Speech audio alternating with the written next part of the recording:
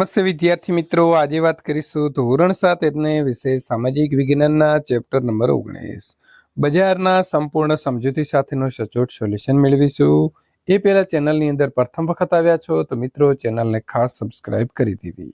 પ્રશ્ન નંબર 1, નીચે આપેલા દરેક પ્રશ્નના સાચા ઉત્તર માટે વિકલ્પમાંથી સાચો વિકલ્પ બોક્સમાં લખવાનો છે। પહેલો પ્રશ્ન છે, કોઈ એક નિશ્ચિત દિવસે જ ભરાતી હોય તેવી બજાર કયા નામથી ઓળખાય છે? તો તેને કહેવાય સાપ્તાહિક બજાર। માર્કેટ યાર્ડનું સંચાલન કોણ કરે છે? તો ખેતીવાડી ઉત્પન્ન બજાર સમિતિ એટલે કે એપીએમસી। કયા પ્રકારના બજારમાં વસ્તુની ખરીદી કરવા સ્થળ પર જવું પડતું નથી? તો ઓનલાઈન બજાર, જે તમે ઘરે બેઠા મંગાવી શકો છો। પ્રશ્ન નંબર 4, વિશ્વમાં સૌથી વધુ ગ્રાહકો કયા દેશમાં છે? તો ભારત। માંસાહારી ખાદ્ય સામગ્રી ઉપર કયા પ્રકારનું નિશાન હોય છે? તો લાલ રંગનું। વિવિધ પ્રકારની અનેક વસ્તુઓમાં ગ્રાહક પોતાને ગમતી વસ્તુને પસંદગી કયા અધિકાર અનુસાર કરે છે? તો પસંદગીનો અધિકાર। વસ્તુ ખરીદતી વખતે તમે શું ધ્યાન રાખશો? તો માર્કો, એક્સપાયરી ડેટ અને બિલ લેવું તો તમામ। પ્રશ્ન નંબર 8, નીચેનામાંથી કયો ઉદ્યોગ કપાસના પાક સાથે જોડાયેલ નથી? તો આવશે ખાંડ ઉદ્યોગ। પ્રશ્ન નંબર મિત્રો 2, નીચેના પ્રશ્નોના અ વિભાગની વિગતો બ વિભાગની સાથે જોડો। તો અ છે આઈએસઆઈ, તો આવશે જવાબ સી, ઘર વપરાશની ચીજ વસ્તુઓ પર। 1 માર્ક તો આવશે ઈ, ખાદ્ય પદાર્થો ઉપર। નંબર 3, હોલમાર્ક તો આવશે બી, ઊનની બનાવટો ઉપર। નંબર 4, વૂલ માર્ક તો આવશે જવાબ એ, સોના ચાંદીની બનાવટ ઉપર। બી, નીચે આપેલા વિધાનોના ખોટા વિકલ્પ છે કે સાચો બનાવો। તો મોહલ્લા બજાર દુકાનદાર તેમના નિયમિત ગ્રાહકોને ઉધારથી વેચાણ કરે છે। ખેડૂત પોતાના પાકનું યોગ્ય વળતર મળી રહે તે માટે નિયંત્રિત બજારમાં વેચાણ કરે છે। આપણે ખરીદેલી ટીવી કે ફ્રીજ ઉપર આઈએસઆઈનું નિશાન જોવા મળે છે। શાકાહારી ખાદ્ય સામગ્રી ઉપર લીલા રંગનું નિશાન હોય છે। સાપ્તાહિક બજારમાં નાના વેપારી તેમજ કારીગરોને રોજગારી મળી રહે છે। મને ઓળખો, હું પૈસા આપી આવશ્યક વસ્તુઓ કે સેવાઓ ખરીદું છું તો ગ્રાહક કહેવાશે। મારે ત્યાં ગ્રાહક કાઉન્ટર ઉપર રોકડ, ક્રેડિટ કાર્ડ, ડેબિટ કાર્ડ અને નેટ બેન્કિંગની ચૂકવણું કરી શકે છે તો આવશે શોપિંગ કોમ્પ્લેક્સ અને મોલ। નંબર 3, મારે ત્યાં ખેડૂતોને રાત્રિ રોકાણ, નિવાસની સુવિધા, તેના પાકને સંગ્રહ કરવા ગોડાઉન જેવી સગવડો મળે છે તો આવશે માર્કેટિંગ યાર્ડ। પ્રશ્ન નંબર મિત્રો 4, નીચેના પ્રશ્નોના ટૂંકમાં ઉત્તર આપો। તો મોહલ્લા બજારમાં કઈ કઈ વસ્તુઓ જોવા મળે છે? તો મોહલ્લા બજારની અંદર રમકડા, શાકભાજી, પતંગ, નોટબુક, પેન્સિલ, પુસ્તક, દૂધ, દહીં, છાશ, કરિયાણું વગેરે વસ્તુઓ જોવા મળે છે। સાપ્તાહિક બજાર કયા નામે ઓળખાય છે? તો સાપ્તાહિક બજાર ગુજરી કે હાટના નામે ઓળખાય છે। નંબર 3, સાપ્તાહિક બજારમાં વસ્તુઓ સાથી સસ્તી મળે છે। તો સાપ્તાહિક બજારમાં નક્કી કરેલા દિવસે બજાર ભરાતી હોવાથી ત્યાં ભાડું હોતું નથી, ત્યાં વીજળી વપરાશ પણ હોતો નથી, કોઈ કર્મચારીને વધારાનો પગાર પણ આપવાનો નથી। આવા અનેક ખર્ચ બચતા હોવાથી સાપ્તાહિક બજારમાં વસ્તુ સસ્તી મળે છે। નંબર 4, કયા પ્રકારમાં બજારમાં છેતરપિંડીનો ભય વધુ હોય છે? તો મિત્રો ઓનલાઈન બજારમાં। પ્રશ્ન નંબર 5, ગ્રાહકને ચીજ કે સેવા અંગેના અધિકાર મળી રહે તે માટે ભારત સરકારે કયો કાયદો બનાવ્યો છે? તો ભારત સરકારે મિત્રો ગ્રાહક સુરક્ષા અધિનિયમ 1986નો નિયમ બનાવ્યો છે। ગ્રાહકોના હકો અને હિતોના રક્ષણ માટે ફરિયાદ ક્યાં કરવાની હોય છે? તો ગ્રાહકોના હકો અને હિતોના રક્ષણ માટે ગ્રાહક સુરક્ષા અધિકારીને ફરિયાદ કરવાની હોય છે।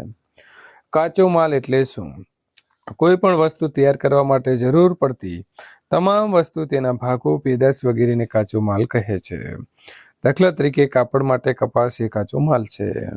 પ્રશ્ન નંબર 8, કેવા પ્રકારની સુવિધાના લીધે બજારમાં ક્રાંતિ આવે છે?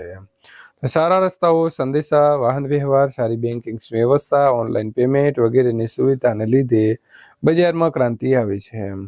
પ્રશ્ન નંબર 9, તમારી શાળામાં આનંદ મેળો યોજવામાં આવે છે? જો હા, તો આનંદ મેળામાં તમે કઈ કઈ પ્રવૃત્તિઓ કરો છો? હા, મારી શાળાની અંદર આનંદ મેળો યોજવામાં આવે છે। મારી શાળાની અંદર આનંદ મેળામાં અલગ અલગ પ્રવૃત્તિઓ કરવામાં આવે છે। આનંદ મેળાની અંદર રામહાટ પ્રવૃત્તિ કરાય છે, ફુગ્ગાફોડ, લોટ ફૂંકણી વગેરે જેવી અનેક રમતોની હરીફાઈ પણ થાય છે।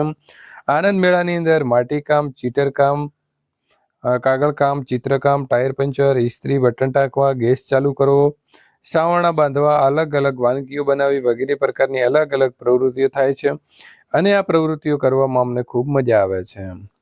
બી, નીચે આપેલા શબ્દોની સંકલ્પના સમજાવો। પહેલું છે બજાર, તો જ્યાં ખરીદનાર અને વેચનાર એક જગ્યાએ સ્થળે ભેગા થાય તેને બજાર કહેવામાં આવે છે। બજારના પ્રકારો, તો મોહલ્લા બજાર, સાપ્તાહિક કે ગુજરી બજાર, મોટા શોપિંગ કોમ્પ્લેક્સ, શોપિંગ મોલ, નિયંત્રિત બજાર અને ઓનલાઈન બજાર.